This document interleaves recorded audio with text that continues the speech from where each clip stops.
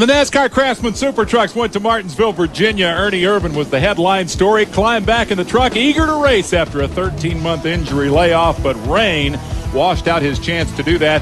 He and his legions of fans had to wait another week, but we didn't have to wait for a thrilling finish. The series leader, Mike Skinner, into the race leader, Jeff Bodine. Joe Ruttman shoots through the gap and claims his second victory and stays in contention for the championship as the series comes to North Wilkesboro, North Carolina for the Lowe's 150 here on ESPN2. Hello, everyone. I'm Dave Despain. It is official. Ernie Irvan is back in racing. He put that pirate patch over his left eye, went out and qualified second in the truck, seventh in the Winston Cup car, and he is laps ahead of anybody else here in terms of interviews granted this weekend. It has truly been a heartwarming return for a tremendous individual and heroic effort. He's got one interview left in him. Let's go to the man who will cover pit road today, Marty Reed. One of the questions we've all been asked is, how does Ernie Irvan make up for the loss of his left eye, the double vision that he's still suffering? This little mirror, which is inside, is an option that every driver has to him. Ernie's taken advantage of it. It helps him with that left eye. I got to tell you, you made a believer out of me really quick. I mean, second on today's row in the Super Truck race. Tomorrow, you're going to be seventh. I think you got a bunch of fans. Even the Dale Earnhardt fans are cheering you. Yeah, I tell you, the fans have been real supportive of this, and it's something that has kept us going. Me and my wife. It's been tough to be able to not be Winston Cup racing and be able to come back and have this much support. And hopefully. Nobody expects a whole lot out of us, and we're just going to go out and do the best job we can. And Napa and United, they're sticking behind us, and it's going to be fun. You're just going to go for it. How much nerves? How many butterflies? None yet.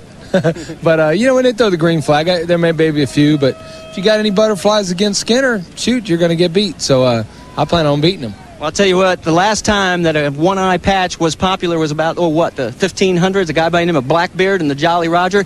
He wins today. It could become a fashion trend. All right, thank you, Marty, and congratulations, Ernie. Benny Parsons analyzes the trucks for us here on ESPN2. Heartwarming, heroic, all the adjectives fit.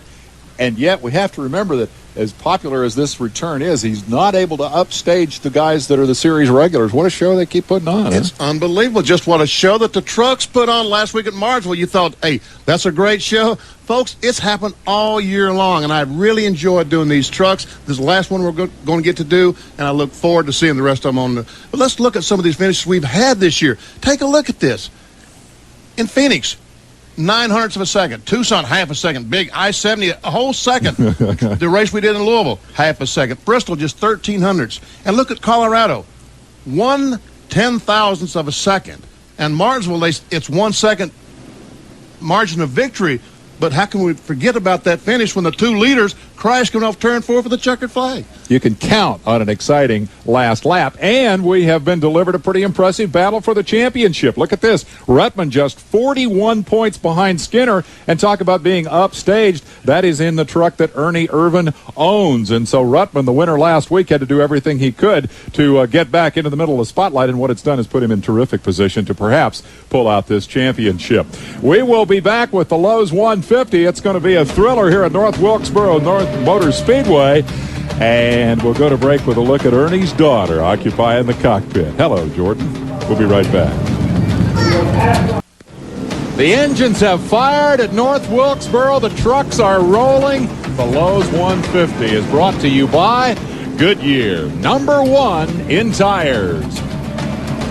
And by the NASCAR Story. To order, call 1-800-71-NASCAR. NASCAR excitement here today with the trucks. Let's take a look at how they'll line up. For the 10th time this year, Mike Skinner has earned the pole, and alongside the comeback story of 95, Ernie Irvan.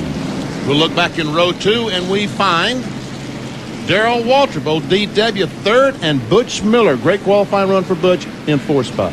Ken Schrader starts 5th in the number 52 truck, and then his Winston Cup lookalike, Jack Sprague, in the 25 Budweiser car. Row 4, Jeff Bodine, who ran so well at Martinsville, and Kenny Wallace in the Red Dog truck. Todd Bodine did not make the Winston Cup show. He'll try to make up for it here in the truck race, starting alongside Mike Chase. Ron Hornaday and Jimmy Hensley in row 6. Hornaday will go to the rear. We'll talk about that later. Mike Bliss has a new crew chief that we'll also discuss. He starts alongside the road racer Scott Lagasse. Row 8, Rodney Combs Jr. and Dennis Setzer. Joe Ruttman did not qualify very well for a guy contending for the championship. He starts inside row 9, Rick Corelli alongside. And in row 10, Toby Butler and Bill Sedgwick, a couple of regulars. A lot of good guys had trouble qualifying here. John Nemechek and Ernest Winslow will make up row 11. Rodney Combs Sr. and Dirk Stevens in row 12. Mike Wallace will start alongside Michael Dokken in row 13. And in row 14, Sammy Swindell and Gary Lloyd. Checking out the provisional starters here today. Again, some of the series regulars, big names, Bob Strait, Steve Portengay in row 15. And the last row, Bob Keselowski and Walker Evans. Tough place to qualify. North Wilkesboro, 5/8 of a mile. A little bit of a downhill slope to the front straightaway, uphill on the backstretch. They'll do 150 laps here today. Full speed at 116 and change, $156,000 on the line.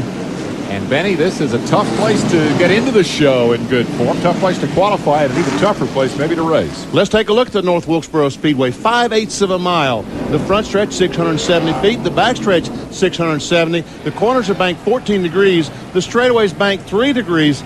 But the story at North Wilkesboro, those trucks are going uphill. Down the back straightaway, in the front straightaway, they will go downhill about 5-6 degrees. Here are all the drivers who are number of trucks that went home, and two, some of the big names. Look at Benson and Little, contenders for the Busch Grand National title. Neither of them made it here today. Benson broke an axle in his qualifying run. Kenji Momota was out to become the first Japanese NASCAR driver here today. Didn't make it. McEachern goes home. Brevac goes home. Some good guys going home here this afternoon. And we see that the couple of more laps before the green flag. Now we see Ron Hornaday. Let me tell you the story about Hornaday. This morning, some of the race day crew came in. Hornaday took the Papa John's truck out to practice. They stuck on a set of tires. The race day helped put on the set of tires. He goes out and makes a long run, about 40 laps. They discovered that he's practiced on his qualifying tires. And you must start the race on the tires you qualify. So what NASCAR did was allow him a Winston Cup car. Dave Marcus scuffed him 4 tires. But he will have to start at the back of the field because of changing tires from his qualifying tires. We're on board here with Mike Bliss, one of our 3 in-truck cameras here today.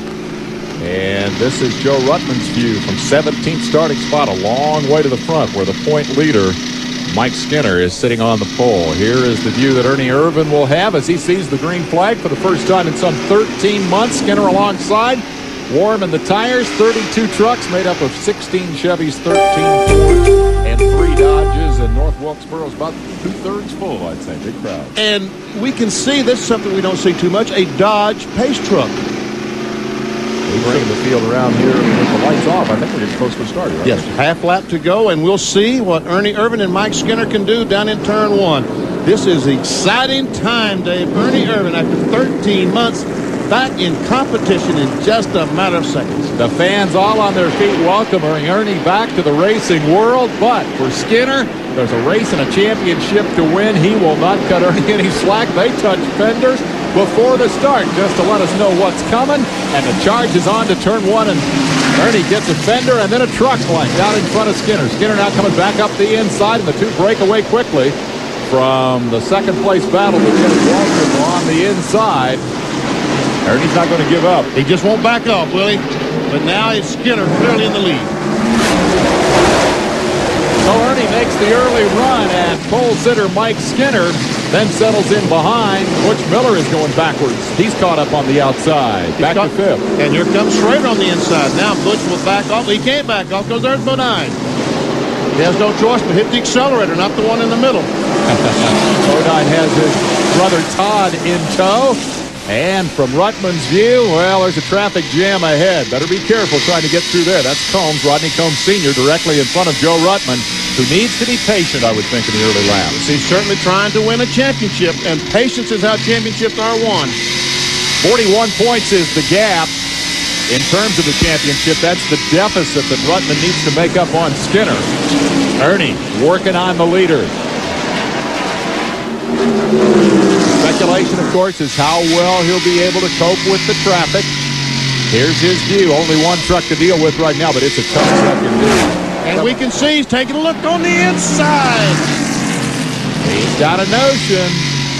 Ernie has tested very well. In fact, all of his test sessions in the truck, the Busch Grand National car, and the Cup car have, by all accounts, gone very well. But no traffic out there when you're testing. Here's a great battle.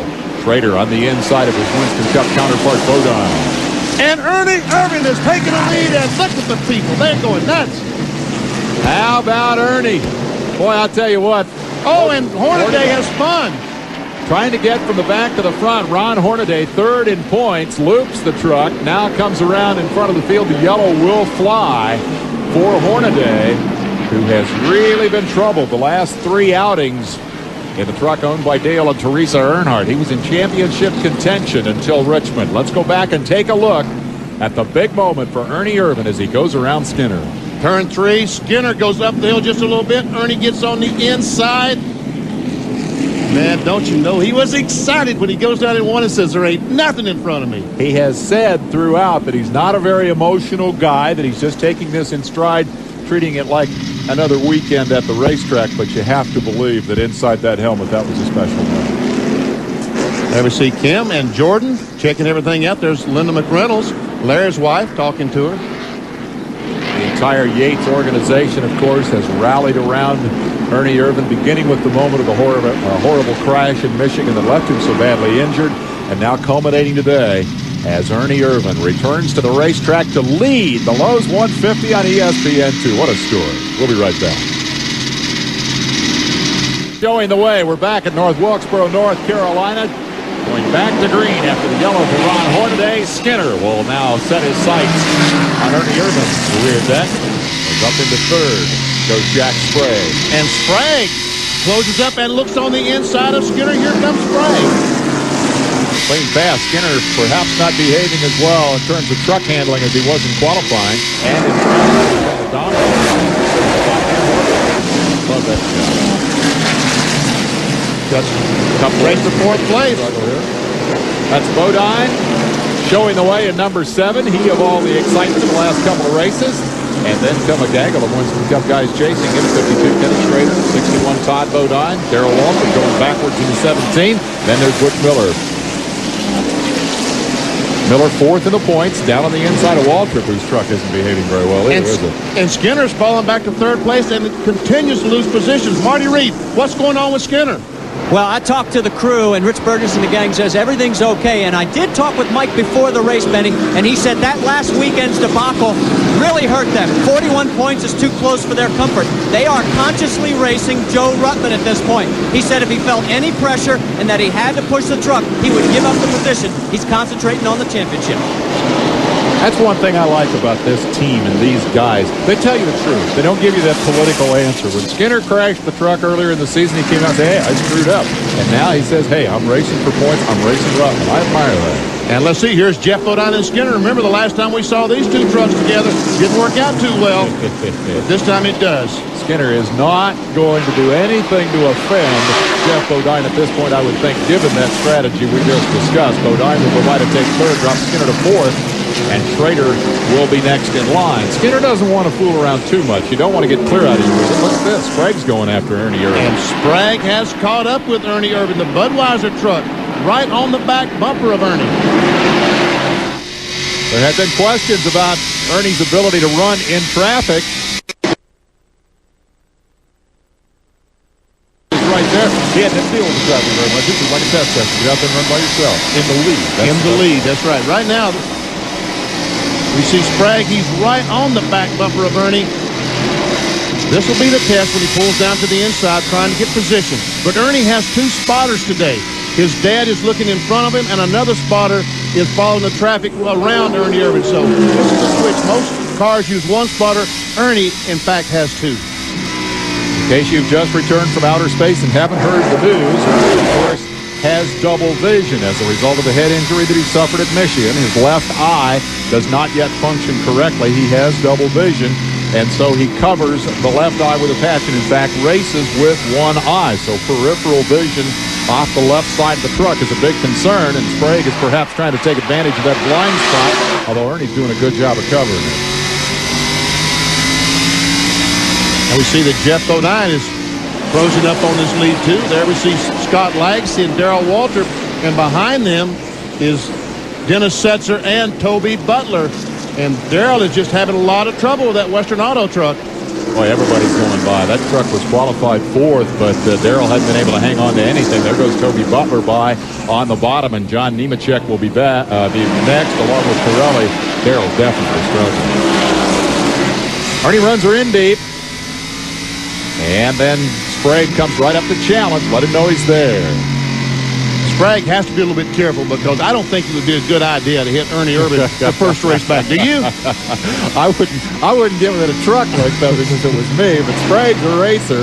He's getting up there letting him know he's there. He wants to try to force a mistake, see what Ernie's made of. You know, this guy's been out 13 months. Ought to be an easy mark. Ought to be able to just drive right by this guy. He's all out of practice. And as I said at Richmond, Jack Sprague would like to drive this truck next year in 1996. I don't think the driver has been selected, and obviously Jack Sprague would like for it to be him if he could pass Ernie, take the lead, and win this race. Get the owner's attention. Would certainly get Rick Hendrick's attention.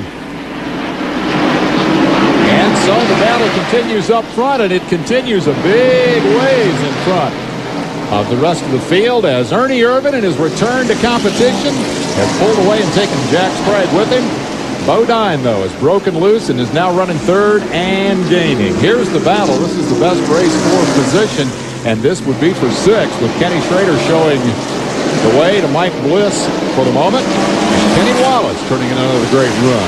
And the crew chief for Mike Bliss in 1996 will be Barry Dodson. And Dodson is up there with him this week, and we can see that Bliss has pulled up on the inside of Schrader, trying to take that position away.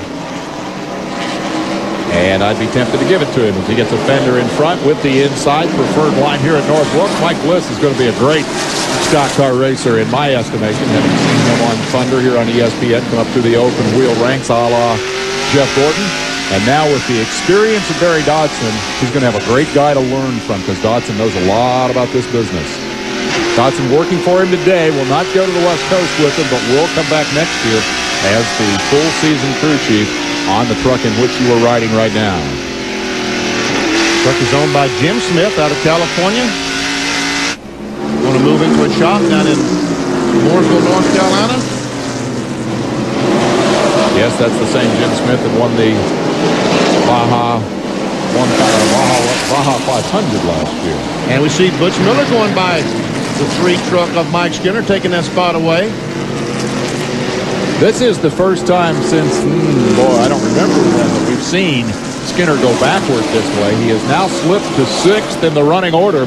And here is the move for the lead. Sprague goes to the inside, the blind side on Ernie Irvin, and drives by to take the lead, and I don't think he touched it. And meanwhile, Bodine is right there. Ernie wants to retaliate, looking to the inside as they come back to 3. Good race. Bodine there to make it a 3-truck battle and closing on the traffic. This is going to get fun in a hurry. Here comes Ernie again, only looking on the inside, Bodine on the outside. Now, the other thing that has been questioned is Ernie's depth perception, racing with one eye. He certainly didn't have any trouble figuring out where that nose was right then. Problem he's got now is Bodine. He's coming by on the inside, drops Irvin to 3rd as they catch the traffic. And some heavy traffic in front of these trucks. Here's Ernie's view of the dilemma. He has Bodine immediately in front of him, Sprague in front of Bodine, and then a gaggle of about to be lapped trucks. Early running of the Lowe's 150, North Wilkesboro, the 5/8 mile oval in what some call God's country here in North Carolina. They're around Walker Evans on the outside, now trying to move their way past Rodney Combs Jr. They do so safely. Steve Portingay, the 83, Michael Dawkins in 64. Both those trucks going a lap down. Here comes Portingay, 3 abreast. No contact there. Ernie was looking down on the inside, thinking that the lap trucks might open up some sort of a lane. Didn't happen. He settled back into 3rd. Portingay already has a little damage on the right rear. We'll take a break with Jack Sprague leading the Lowe's 150.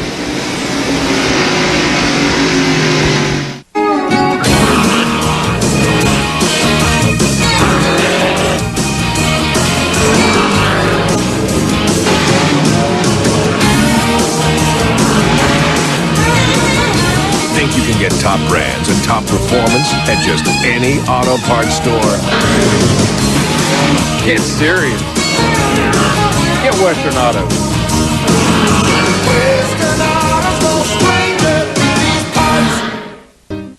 see the NASCAR fan that is really committed.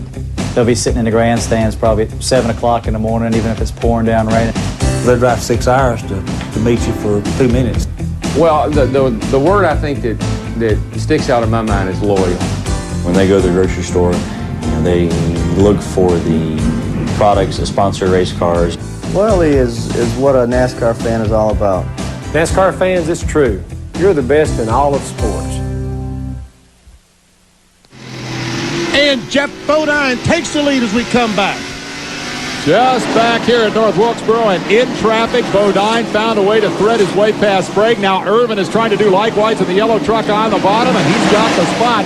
Ernie is up to second. The 7 is your leader. Everybody else in that pack is a lapper. Oh, and look at Irvin. Ernie and Portingame make some contact.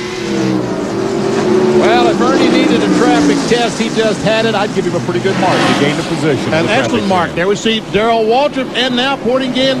Ernie once again almost getting together.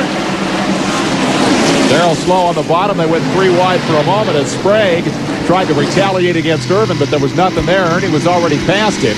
And now they have cleared that huge gaggle of trucks and for a moment have breathing space. But Ernie handled that very, very well. Actually gained a position in the traffic jam. Sprague, the big loser, he caught that traffic leading and came out third. And we see that the white truck right behind Portingate is Todd Bodine. So while they were closing up on that traffic, Bodine was able to close right back up. Reagan led only the second time this year. He led 3 laps earlier at Louisville.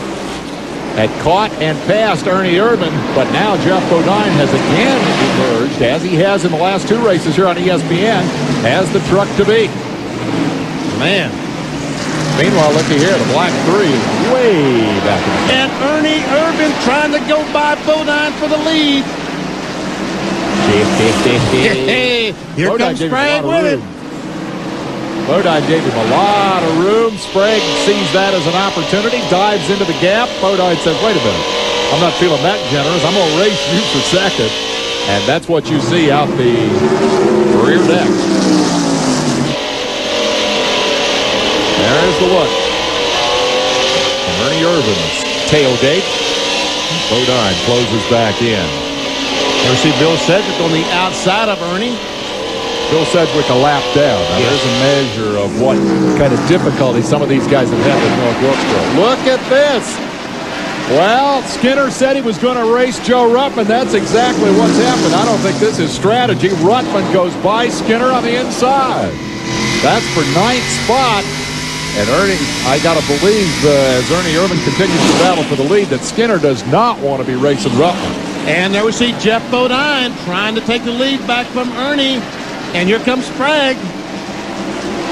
And they both got him. A lead-swapping battle as the NASCAR Craftsman SuperTrucks come to the 5/8 mile at North Wilkesboro. In the middle of that war is Ernie Irvin making his return to racing. Bodine leads it. Sprague is second.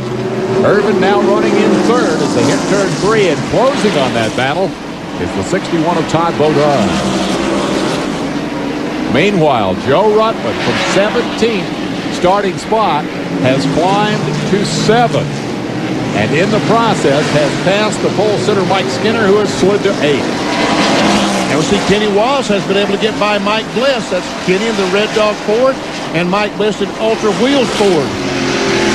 That's not rain, folks. Don't worry about it. Yeah, we're not going to have any of that this weekend. Was Kenny Wallace impressive last week at Martinsville or what? From dead last to 4th. It was incredible. And was involved in the crash, had to make a pit stop, and I started at the back another time as well. Let's go trackside to Marty Reed. Well, guys, you were talking about Mike Bliss, and I know he's running right now in that battle that you're talking about. And before the race, I asked him, I said, what effect has Barry Dobson had so far? He says, well, I tell you what, he's brought a confidence factor to the team that we didn't have, and there is definite control. He comes in, he tells you exactly what he wants. He says there is a direction and a purpose, and we are going to go towards the front. Got a report that Bob Strait has trouble. Truck is smoking. He's been in the pits. He was in just a few laps ago, and he has been slow. So, and there's someone who's getting the black flag. That was the 37 truck that was getting the black flag, but he's in, and we see here goes Jeff Bodine trying to get by. That's Mike Wallace he goes by. Sammy Swindell right in front. Sprague just hoping for an opening. and Ernie. Wendell doing a doubleheader today, racing this afternoon here in the SuperTruck division. Then he'll hop the plane and fly to Williams Grove to race the sprint car tonight. Let's see how much effort he'll make here to stay on the lead lap as the leader Bodine is there to press him. Here is Bliss coming up the inside to try to reclaim fourth spot, and does, taking it away from Kenny Wallace. And Butch Miller on the inside trying to take the spot away in the Rebesta's truck. He does. He has the spot. I'm going to correct that. That is fifth spot. Fifth, sixth, and seventh. The battle we're watching. You're riding in the fifth place truck as Bodine, Sprague, Irvin, and Todd Bodine are your top four. Running on back a little further through the field as we watch the leaders. Still a tight trio with Bodine showing the way. I get the sense that races, and for a couple of different reasons, have 1-1 yet. And in Richmond, he got beat by a foot, and at Martinsville, he had a crash on the last corner of the last lap. So you're right. He could have 2 wins easily, but he has 0. There was Ernest Winslow in the 68, and I guess that's Dirk Stevens in 78. And Ernie goes by, Sprague goes by, all 3 leaders able to get by. They've opened a bit more separation now over Todd Bodine, who momentarily is hung up in that traffic. As Jeff leads them off turn 4 to put another lap in the book. 150 the distance. They'll break at 76 and 74 laps and take an intermission in the middle. Here you see Butch Miller in the number 98, 4th ranked in the point standings. And Joe Ruttman has cost Kenny Wallace. So Ruttman's got a great run going. He's pretty serious about this deal today for sure. He having been overshadowed a bit by there. Well, I've been keeping my eye on Joe Ruttman and Mike Skinner, and Ruttman is pulling away from Skinner. Now, we talked to the team, Richard Childress Racing. The guys say he has not said anything wrong is with the truck. We go over to Joe Ruttman's team. They say everything is fine. The truck is hooked up and pulling away at this point. I don't know if Skinner's team's just sort of not telling us, or if maybe Mike's just sort of biding his time. But I'll tell you what, he is losing ground every lap, and that I don't think is part of the game plan. That sure doesn't look like the strategy, the Skinner that we've seen all year long, does it? He's always been a very smart guy. But don't forget, in these truck races, we've got a break, and they can work on the truck 7-8 minutes, and a lot of work can be done. It's really interesting. It's going to be interesting to see what Ernie Irvin tells his crew to do. Just how much is Ernie back? Can he feel exactly what he needs to do to that truck at halfway? Has a very interesting conversation with Larry McReynolds on that subject that we'll share with you when we come back. Jeff Bodine shows the way in the Lowe's 150.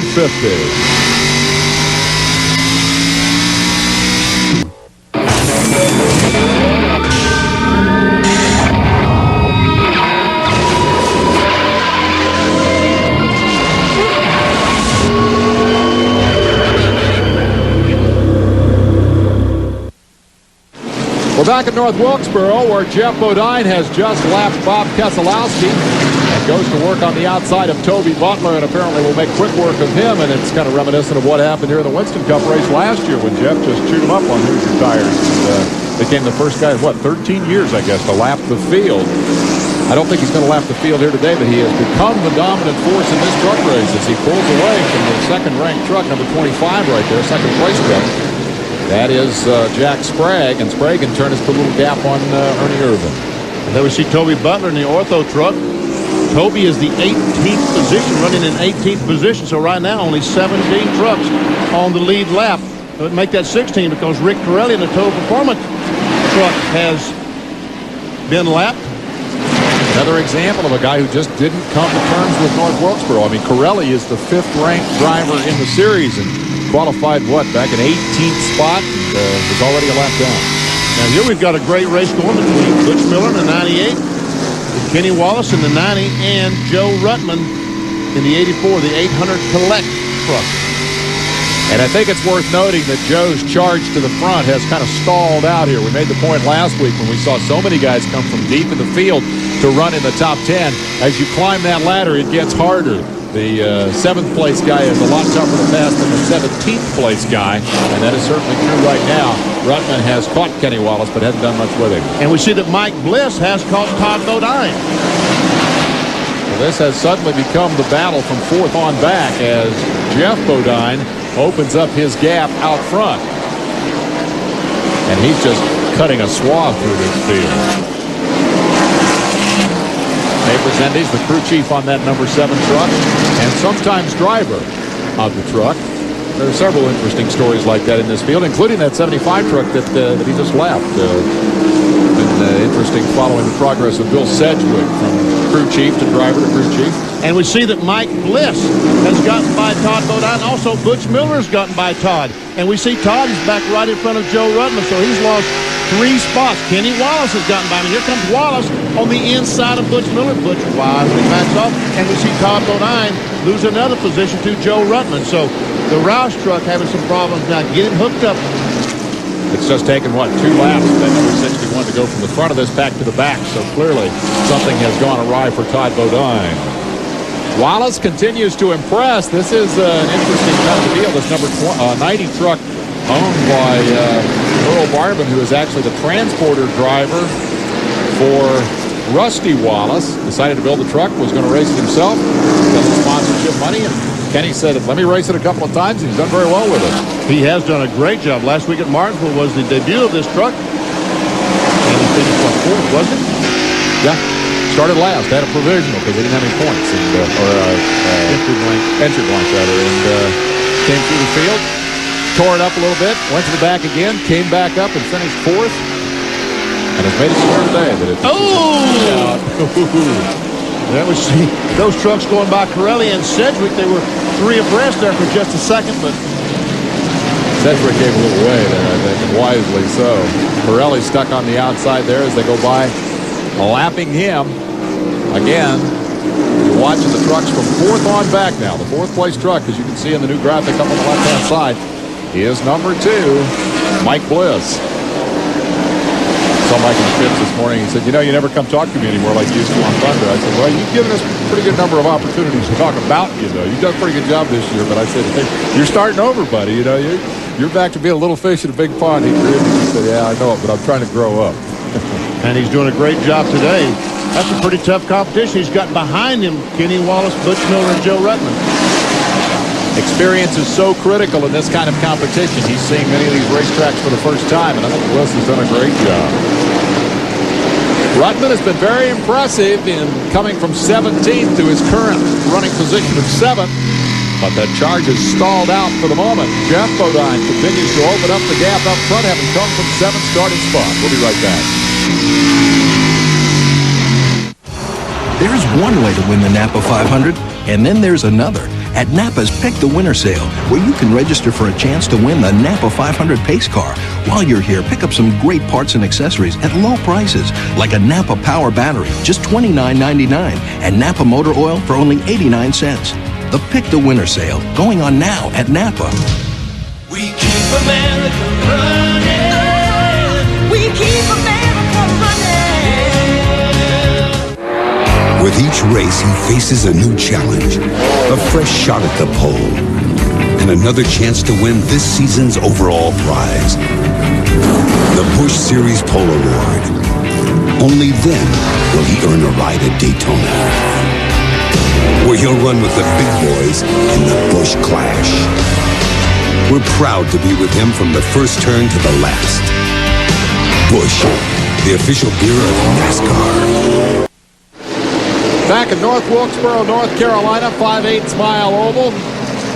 Sits on a little bit of an angle. The first and second turns actually 15 feet lower than turns 3 and 4. When they built this place 48 years ago, they had $2,000 to level the ground. When the $2,000 was gone, that's as close to level as they had it. And they said, that's going to be good enough. 47 years later, hey, good enough. Don't fix it. Works just fine. Here's Ernie. We're riding along with the 3rd place truck, and he's lost some ground here. He has lost some ground, and Mike Bliss and all that group of trucks are catching Ernie. There we see Bliss. He's only 3 or 4 truck lengths behind now. Kenny Wallace, Butch Miller. Ernie needs to stay in front of these trucks if possible, and they wave that magic wand on it at halftime. He can still win this thing. You made the observation about Ernie's ability to read the truck as we look from Bliss's view up ahead to Ernie Irvin. I asked Larry McReynolds about that very thing. The specific question I asked him was, when did you know that you were dealing with the Ernie Irvin of old? And he said 2 weeks ago, it would have now been 3 weeks ago in North Wilkesboro, when he tested the Winston Cup car We unloaded off the truck and we're within 0.2 of a second of the lap record in about 3 laps, and I thought we were doing pretty good. Ernie came in, pulled the window down, and said, loose in, pushing in the middle, and loose out. And Larry said, I knew then that Ernie was back, so he's going to be able to read that truck. Here he comes, but know what, he's been caught. Let's go to Marty Reed. Well, you were mentioning how he can read the truck. The conversation between he and the team has been that it's tight in the middle, loose everywhere else, and they're actually doing a complete diagnosis so that they'll be ready to go come the midpoint break. As you said, Dave, he has not lost a step. He is in danger of losing a position, however, as Ernie continues to run third, perhaps fighting the truck a little bit. And Mike Bliss has closed in, and Mike has company behind him. Kenny Wallace is there, and there's the move by Bliss on the inside. And Ernie Irvin has no response. Wallace will go by as well. And Butch Miller's going to go by. And we see Ernie getting the truck, I should say, a little sideways. And here goes his teammate, Joe Rutman, by. So now Ernie all the way back to 7th place. Bliss. It moves to third with only 11 trucks now left on the lead lap. This has been a good race for, 30, 40 laps now. With Bliss trying to hold off Wallace, Miller getting up into the middle of it, and Rutman catching him from behind. Ernie had a retaliatory notion on Rutman there for a moment. I'd let Joe go. I wouldn't try to take those points away from Rutman. He's out to win the championship. And we're getting very, very close to the halfway point. And I tell you who the best truck on the racetrack might be is Ron Hornaday. Remember, he started last because of the tire situation. He right now is in 8th place. Very impressive indeed, and spun it once. So, yes, so he started back at the back twice, as a matter of fact. Hornaday definitely has it right after a little bit of a miscommunication in the pit. Cost him his starting spot, which was 11th. Jeff Bodine was just given a halfway signal. There the flagman is, giving the cross flag. That's the signal for halfway. Now they begin the caution flag the next time by. And we see Dockin and Lagacy wanting to stay in that lead lap. And it looks like they'll be able to do so. Lagacy will stay in the lead lap. Dockin will try to save another lap. Caution is out. First half is over. Bodine emerging as the dominant truck, but now everybody gets an opportunity to tweak their vehicles and get the handling sorted out a bit and come back and take a shot at him in the second half. Kenny Wallace got together with Nemechek after the yellow flu. I don't believe there'll be any serious harm done. Everybody's in a hurry to get back to the pits and get working on those things. And it's going to be very interesting to see what happens with Skinner. He having gone backward rather spectacularly from the pole position, his 10th of the year. Carl Simmons takes his goggles off. Halftime, we'll take a break and come back with more. It's the NASCAR Craftsman Super Truck Series on ESPN. Stick around for more. Catchers had a lot of problems throwing out runners trying to steal third, especially with a right-handed hitter at the plate, the ball inside, and he has to step out and throw around the hitter. This weakness has been exploited by some of the slowest runners in the entire league. That's not to say the Cecil Fielders of the world ought to start testing his arm. Boomer, the last time the Tigers had a base stealer was Ron LaFleur. We're back at North Wilkesboro, lower right-hand corner of your screen. Ernie Irvin's truck with the hood up. These laps do not count. Ernie is not going a lap down here. Let's go to Marty Reed. Well, they're having some trouble adjusting the sway bar up front, and they have elected to go ahead and make the adjustment, and then they're going to start from the back of the pack, but they've only got about another lap and a half before we go green. That's Larry McReynolds, of whom we spoke earlier, crew chief on Dale Jarrett's car and double crew chief for this weekend, tending to both cars, Dale's and Ernie's, and now to the NASCAR Craftsman Super Truck as well. So Ernie's going to have to come from the back as we take a look at your field summary. Bodine, the leader, has emerged as the dominant force in the second half of the first half, if you will. That would be the second quarter, wouldn't it, Randy, if this were a football game? Kenny Wallace is pretty stout. We talked about Hornaday in 8th, coming from the back.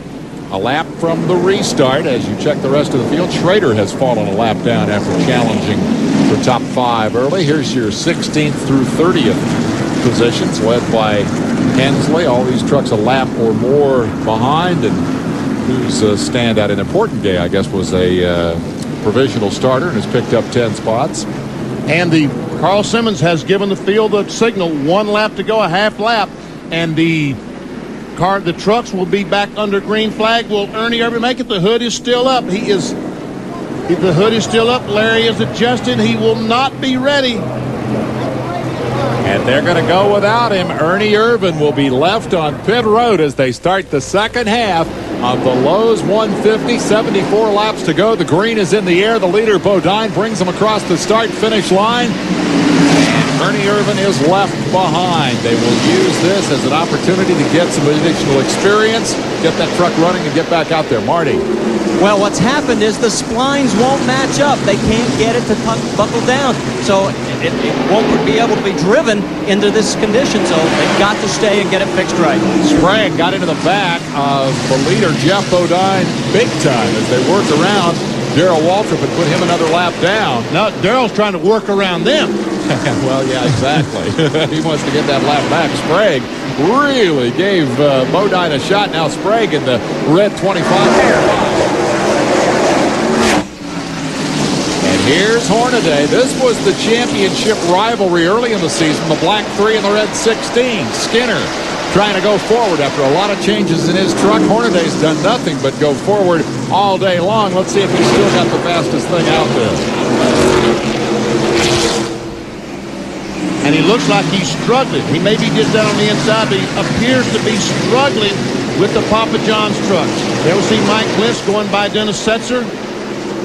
There's Ruttman caught back there, and we see the 3 of Skinner and Ruttman racing each other again. That's your championship battle. Ruttman had gained 12 points at the halftime break based on their relative finish positions. However, Skinner has picked up a couple of spots since the restart and is right on the rear deck of Joe Ruttman. Ruttman second in points.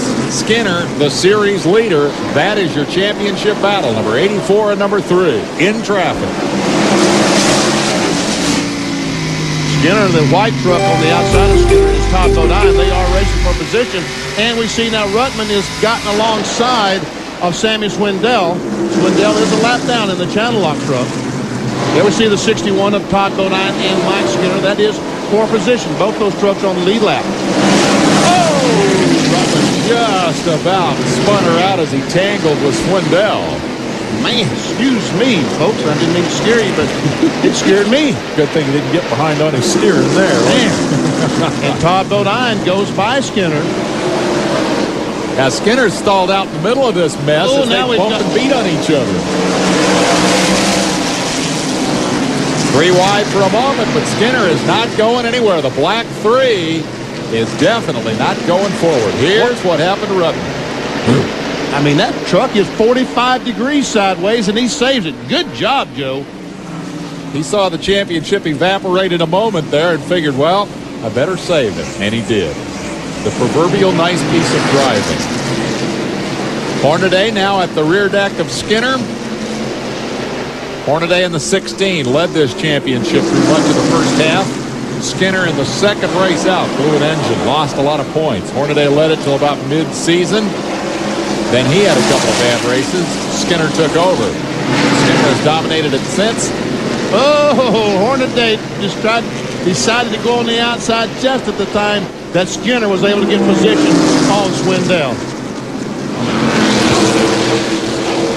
Mike Skinner's kind of got a little of that Dale Earnhardt attitude about him, it seems. And certainly the looks to go with it, with the mustache and the sunglasses and all the rest of that. It's a nice fit with Richard Childress, the truck owner. Now as we go back to the lead, look at old Darrell Waltrip. Remember how he struggled at the beginning? They must have made a great adjustment on his truck at halfway, because he right now is trying his best to get by Jeff Bodine.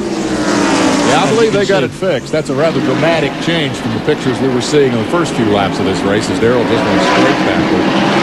And Darrell wants to do this. He was kind of embarrassed that first half, let's face it, because he just didn't run that well. But he's showing right now that, yes, I don't want to retire. I want to keep doing this for a while. Some of the quotes in the newspaper have been interesting about Darrell. A lot of second thoughts, perhaps, about how much longer he wants to continue doing this. And then he comes here and qualifies fourth and runs like he is at this moment. And you know retirement is the furthest thing from him. Let's go back and get an update on the Ernie Irvan story with Marty Reed. Well, you can tell by the man's out of the cockpit that the day is over, and this is not the way we wanted to talk at the end of this. And what put you out? Well, we probably tried to do too much on the halftime, trying to make the truck better, and just didn't get it done. And, probably going to take another 10 minutes to get it right. So, man, we'll just have another day. Hey, but I'll tell you one thing. You dazzled the fans and you dazzled all of us, and thanks for taking us along for the ride. Well, I tell you, I have a lot of people to thank, Napa and United and all the no-fault people. Thanks for that. Let's go back out on track. Sprague has collided with the leader, Bodine, and spun out. Bodine hit again, knocked out of the lead again. This is unbelievable. This is absolutely unbelievable. It is the third caution, and it comes literally moments after Darrell Waltrip had unlapped himself. We see Darrell, and as Sprague tries his best to get in that spot, and Jeff comes down trying to take that spot away, trying to block that move by Sprague. They make contact, and Bodine is lucky that he did not back in the fence. Well, we'll get another look at it. Ahead is Waltrip, having just unlapped himself. There is the contact.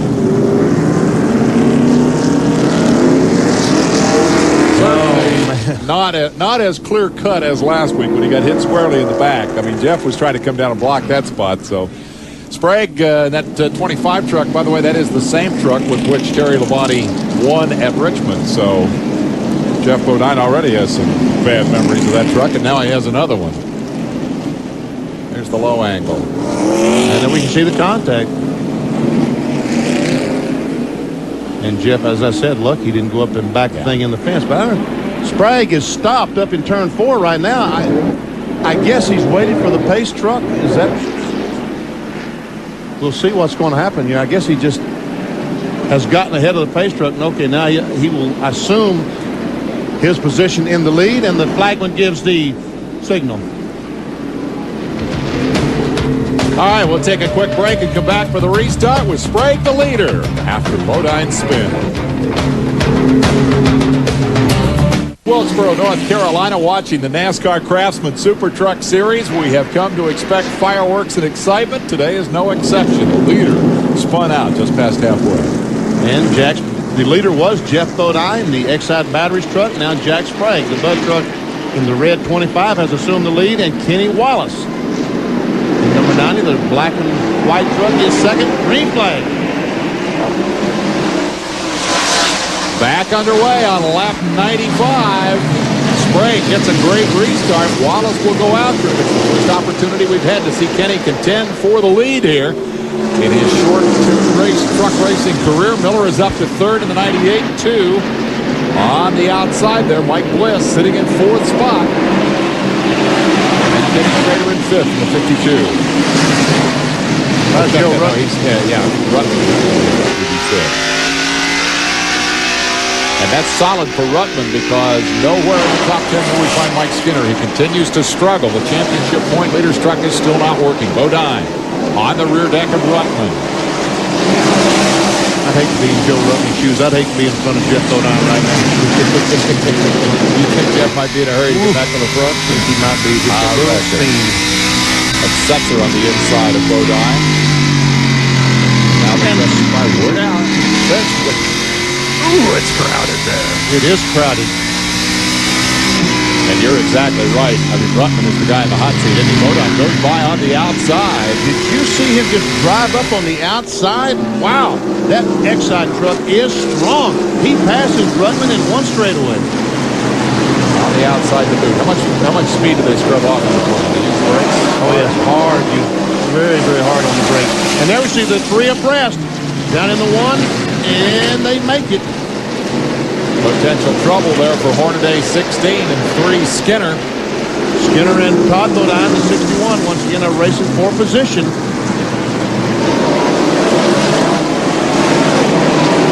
And we see that Sedgwick gets his truck sideways.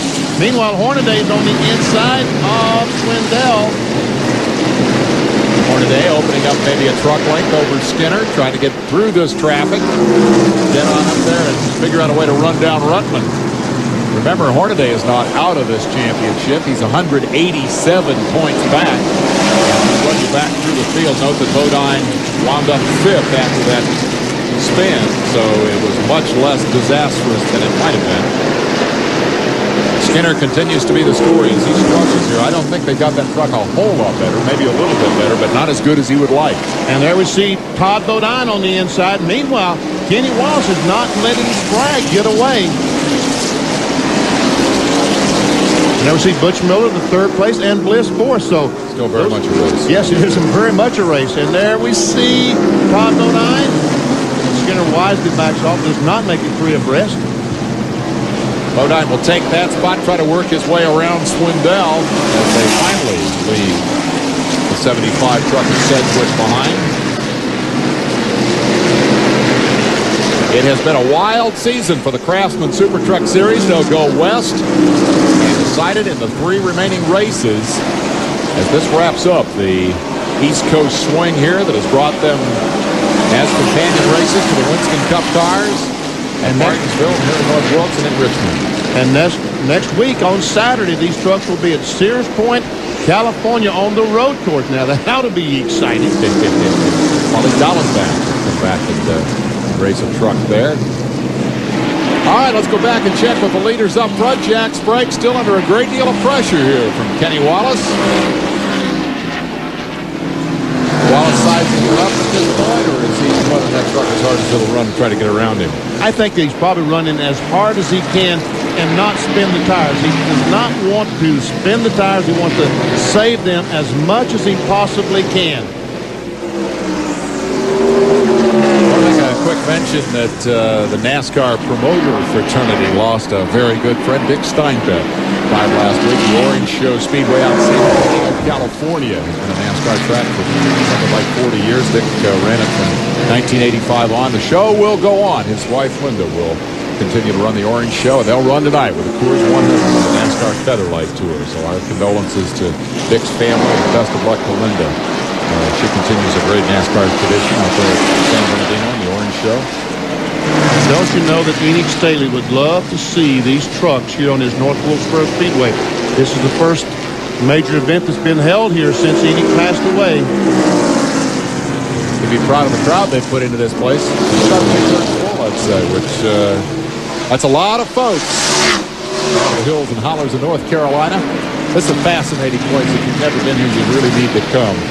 It's not exactly the middle of nowhere, but it's close. Oh, no. Big racetrack. This is home, Dave. This is where I grew up in Wilkes County. And I tell you what, we're going to see a great race because Butch Miller, there he is.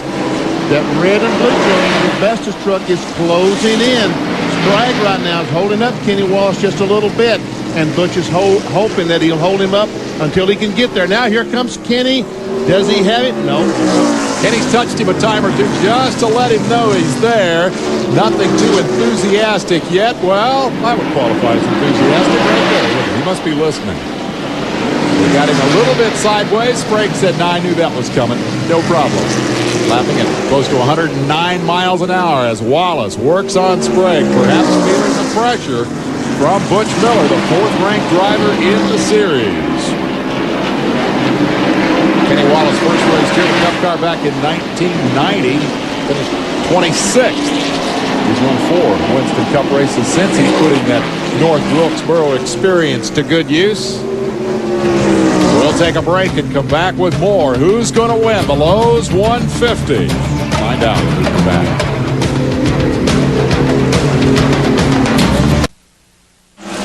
We're back, and look at this. Kenny Wallace up the inside. He's got him. Drives around Sprague after giving him a couple little warning taps. A little tap on the horn there, and then drove right on by. That was pretty. It was pretty, and then we see that Bliss and Jeff Bodine. Hey, Jeff Bodine is not out of this thing yet, you know. Let's just make it official. It's a 5-truck battle for the lead with Bodine, the 5th-place man. Here's how it came about. Off turn 2, Kenny gets position. Sprague has nothing to do but just let him go because if he comes down, there's going to be a crash. Like there was when Bodine was up in front. Kenny knows that and says, "I'll take the lead. Thank you very much." Sprague currently with 12 top 10 finishes. His best, a 4th-place finish at Flemington. 7th in the series points, but 2nd for the moment. Wallace goes up the hill and loses everything he got and more. Goes from 1st to 5th. Man, oh, something is wrong. Something is wrong with the Red Dog truck. The right front tire's flat. Flat tire. Yes, he stopped up in the middle of the corner.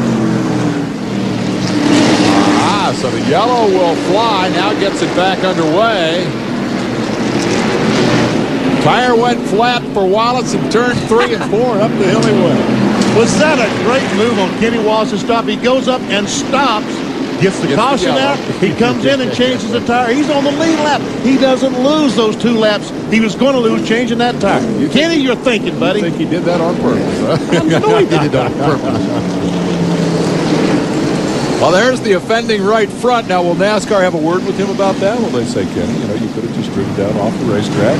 They'll say, Kenny, you start at the rear of that line. That car's on the lead lap. Exactly where he was going to start anyway.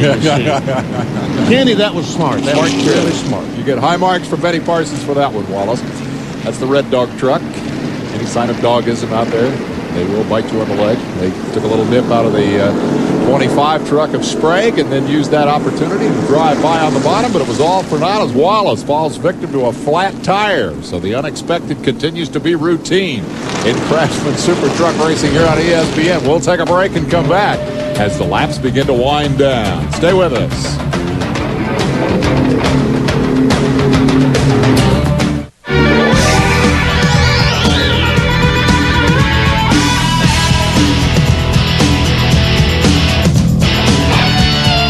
We didn't get into SuperTruck racing just to add another trophy to our collection or to add another 15 minutes to our fame. And we didn't do it just to show up the competition. Okay, maybe we did. Chevy trucks, like a rock. We're back at North Wilkesboro. Tire change right front for Kenny Wallace, who had assumed the lead just moments before that right front went flat. He returns to the fray. They say, why didn't they change the right rear as well when we were in there? Because they had to jack the car up. Because under the rules, you can only change the tire that's flat. Let's go to Marty Reed. Well, guys, they're looking at this thing, and you may be peeking in on it, too. I cannot tell exactly whether it cut or whether he just ran over something. We'll get to you if we find out the exact reason. But the inner liner, everything on this thing's toasted. And Benny, you're right. Great piece of driving on his part to stay on the lead lap. And remember last week at our midway point, he said, going from 36 to 8 was the easy part. The other 8 spots was the toughest. Well, he made it to 4th. This week he made it to 1st. Now he's going to have to start all the way over again. Kenny Wallace continues to provide a lot of thrills in Craftsman SuperTruck racing, but Jack Sprague is back out front. The position he held moments before that Wallace incident. Wallace came up, took the lead away from him impressively. Butch Miller will get his first shot at the lead here today as we prepare for the restart. Butch lines up 2nd, then Mike Bliss, Jeff Bodine, and in 5th, Joe Ruttman. Hoping to lead here the championship point leader. The green is in the air. Great restart for Sprague. And Schrader trying to get his lap back. The AC Delco truck, the blue and white one. He and Swindell both. Swindell's a couple of laps down. Now Miller gets it moving up on the outside as they come to start finish.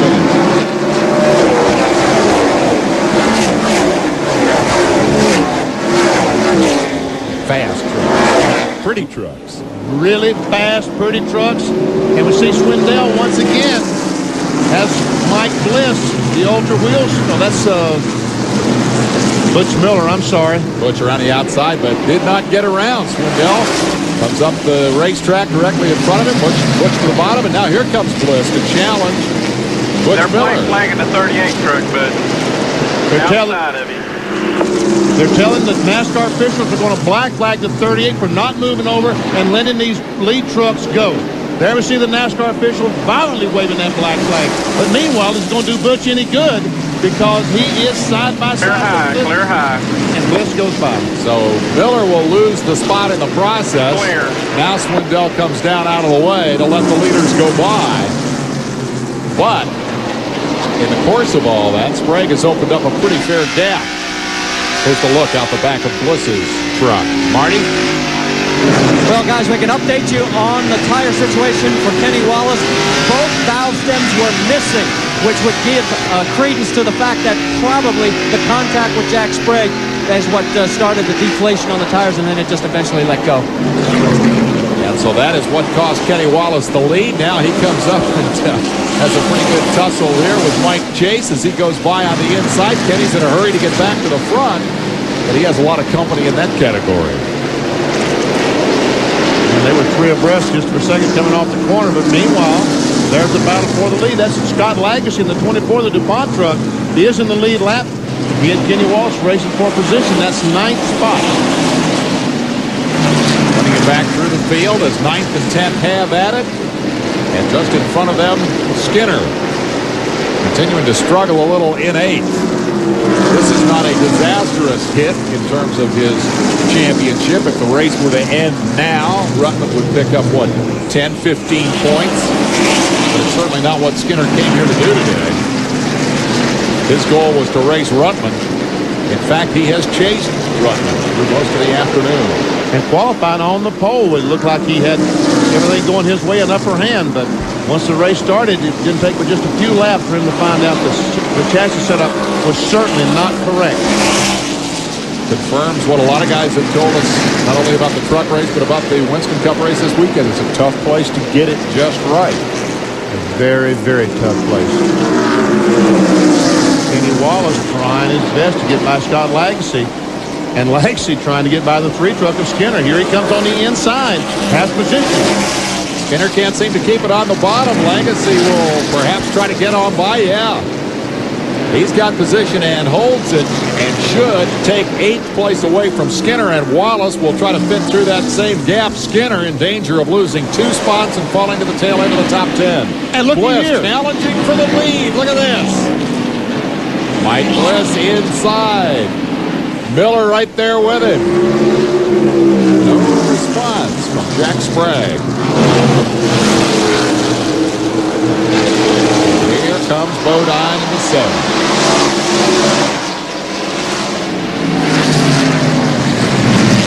How big a hurry will Jeff be in to get around Jack Sprague? He doesn't have a lot of time, just 20 laps. It looks like Mike Bliss, this Ultra Wheels truck, is running pretty doggone well. Bliss is best this season, 3rd at Mesa Marin, top 10 his last 5 outings. And yes, Mike, we will talk to you if you win this race, I guarantee it. Man, Barry Dodson, is his credibility is going to be really high after this deal. He's going to want a big bonus. Barry Dodson, of course, was crew chief for Kyle Petty.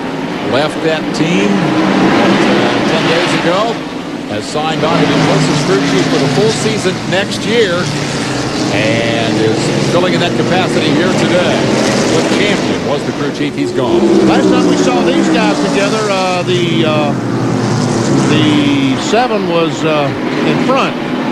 And here they come. They're side by side. Never touched. Well, not very hard. Bodine takes 3rd. Meanwhile, Miller working on Bliss up front. Sprague has had the lead a couple of times. Can't hang on to it. Truck doesn't want to stick to the bottom very well.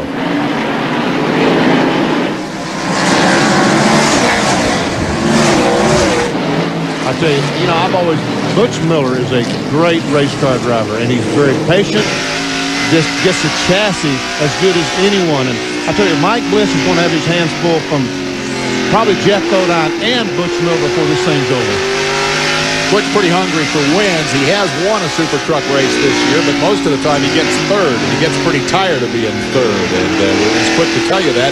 He's 2nd with a shot at the victory here today as we take a break with 134 down. All of us get busy with what we do every week. However, there's nothing more important than spending time with your family. Good night, air. Good night noise everywhere. Take a moment and do something special with your family. You should never be too busy. Thank you, Daddy. Thank you, Daddy. This message brought to you by NASCAR. The teams, the tracks, the drivers. We're back at North Wilkesboro. And Benny, I got to ask you, with the laps winding down the way they are, has Bodine time to get up here and make this a 3-truck race for the lead, or is Miller the only threat to the leader, Mike Bliss? It looks like that Miller is the threat, but if they start racing each other, Clear. Bliss and the 98 of Butch Miller, then Jeff Bodine will catch them. But as long as Miller can't get up and get alongside Bliss and make him start using his mirror, I don't think he'll catch him. I'll tell you what, Butch isn't there yet. Bliss is maintaining that gap at 2 to 3 truck lengths and driving the thing just as smooth as silk. He cut his teeth up in the Pacific Northwest, Milwaukee. Caution down for debris. Caution down for debris. We've got a yellow. Wow. Caution flag for debris on the racetrack. Mike Bliss, 2 to 3 truck length lead will evaporate, and Butch Miller will be tapping on his rear deck when we restart. Now, they're going to restart this race with the 10-lap rule. That means that the cars on the lead lap will start nose to tail. We won't have those cars a lap down on the inside of them. So Bodine caught a break. He absolutely caught a break. We're going to get a single file restart. There will be single file restart when when we resume. Give it to him early. And the word was to I've been going everything I got, Gary. Yeah, I know. But maybe he'll make a mistake. He's a lot tighter than we are off the corner. That's Miller. Yeah, Butch Miller said, I've been giving it all I got. I kind of felt that way. Yeah, you're doing real good. We just got to hope he just makes a mistake, that's all. Precluded the need for us to speculate about whether he was keeping any in his pocket. Butch says, It's all on the table. We've had the excitement every time we've had a different leader so far today. Bliss leading for the first time. We'll take a quick break and come back to see if he can hang on to it in the 10 laps that remain. The definitive rundown on each weekend's racing action, RPM tonight. Coming up Sunday night, 8 o'clock Eastern Time, 5 o'clock out on the left coast. What are we, a lap back to racing? Butch Miller, winner of the closest NASCAR Craftsman SuperTruck finish ever by a 10,000th of a second over Skinner. Let's go to Marty Reed. Hurry up, I got to get green flag. Listen, you're waving a magic wand here. Your man's running really well. He's a good race driver. You know, I got to give green flag here. I'll be back for you in a minute. So you could see, remember we talked about the fact that he was definitive and had a direction and a purpose. You just got your first taste of it. It's time to go racing. He gives the word to his man Mike Bliss, who responds beautifully. Meanwhile, Bodine goes after the all-out Miller for second place. Clear. A race that we'll see for the last 10 laps because Bliss doesn't show any signs of letting up. Bodine is there to challenge Miller. You heard Miller say he's going to get all he's got, and he can't catch Bliss. Bliss a little tighter out of the corners. And we see the Ron Hornaday truck. He just passed Joe Ruttman for position, took 5 points away from Ruttman in that chase for the championship. Boy, these trucks are awfully equal. And I believe right now that they're going to race each other and Bliss can drive away. It is a great 5-truck battle right here, but it's from second on back. Bliss, indeed, is leaving them behind. It's Miller, chased by Bodine. Sprague is fourth. Then comes Hornaday in fifth spot. Ruttman has slipped to sixth. Yeah, right now, Butch Miller has his hands full with Bodine, and that's letting Bliss get away every foot at a time, just getting away from Miller and Bodine. I think Bodine would be faster if he could get in front. Keep it digging. You're doing a good job. Just keep digging. That's Dodson on the radio to Bliss. Keep it digging. That's for Southern for go. Actually, I think that's the spotter. I don't think that was Barry. 4 laps to go. That's correct. 4 laps to home. Boy, Jimmy Smith must be beside himself. The owner of this truck got to be delighted. He's been coming to the races for 25 years with Junior Johnson. Just coming, a friend of Junior's, and this year decided to get in the racing business and bought this truck, put Mike Bliss in it, and they've done a great job. There we see Barry watching it. Really one of the guys who helped to create this series out there on the West Coast, helped come up with the idea for truck racing and sold it to NASCAR. And now Jimmy's truck is out front with Mike Bliss, the pilot, and Bliss coming out of the same ranks that produced Jeff Gordon, has set his sights on a NASCAR career, saw this as the way to get in the door. And I'll tell you what, he's going to put a very big footprint on that door there. And next week in Sears Point, Bliss will have a teammate, Robbie Gordon. That was rubber some pieces of rubber that flew up as he came off the second corner. Nothing to be alarmed about. Here he comes, the white flag. One lap for Mike Bliss. An opportunity to become a first-time winner in the Craftsman Super Series, and it looks like the race for second is not going to develop. Bodine has nothing for Butch Miller. We got trouble for Chase on the last lap, but it's not going to progress of Mike Bliss out of Milwaukee, Oregon, as he takes the checkered flag and wins the 150. Welcome to the big leagues, Mr. Bliss. That's a happy bunch right there. Isn't that great? There's Dodson. I was looking for Jim Smith, and I didn't see him in that bunch. I'm sure he's halfway to victory lane by now.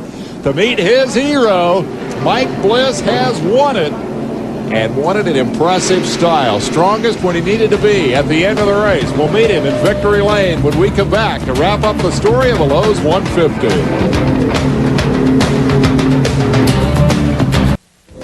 The Lowe's 150 has been brought to you by Chevrolet. Chevrolet, proud to be the official truck of the NASCAR SuperTruck Series. Well, it is over, and Mike Bliss has won it. He's in victory lane with Marty Reed. I was just reminiscing with the guys about earlier this year. You said, I'm not so sure I may win one of these things. I got a long learning curve. Congratulations. Victory number 1. What a great run. It was great. This is Barry, Barry came in for us now, and he came in and changed some things, and without him, I couldn't do this, and it was all easy, They just talked me through it at the end, and that's what it took. Hey, I got to get you in here because he told me in private before the start of the race, he said, you know what he brings to this team right now is a direction of purpose. He knows exactly what he wants and a tremendous confidence boost. Man, do you walk on water now? No, I don't. I'm just happy for Mike. He's an excellent race driver. I've seen him come up in the open wheel stuff, and you don't get credentials like he's got, without a lot of talent. For Ford, for Ultra Wheels, for Team ASE, just an excellent win. My first race with a Ford, and we won it, and that's got to be some kind of record, man. I'm just so happy for Mike Bliss. Great job. He's a good listener. That's a Mutual Admiration Society and a team that's got a great future next year. Bliss has won it over Miller and Bodine. Hornaday came from deep in the pack. Rutman gained some points today. And we see the points leader, Skinner, finished 10th, the last car on the lead lap. Runyon back through 16th down through 30th. Ernie Irvin was the 30th place finisher here today. Made an impressive comeback, but did not get past halfway because they were not able to get the truck back after the halftime break. Those are the trucks that dropped out in terms of points. Rutland picked up 16 here today, trails by just 25. Going to be an interesting finish. Final thought from Benny Parsons. Hey, Hornaday's still in this thing. 3 races to go, he can still win it. They're headed for the West Coast. Congratulations, Ernie, and welcome back. Thank you to Marty Reed and to Benny Parsons. Always fun to come to the NASCAR SuperTruck by Craftsman Series. I'm Dave Despain. So long from North Wilkesboro, North Carolina.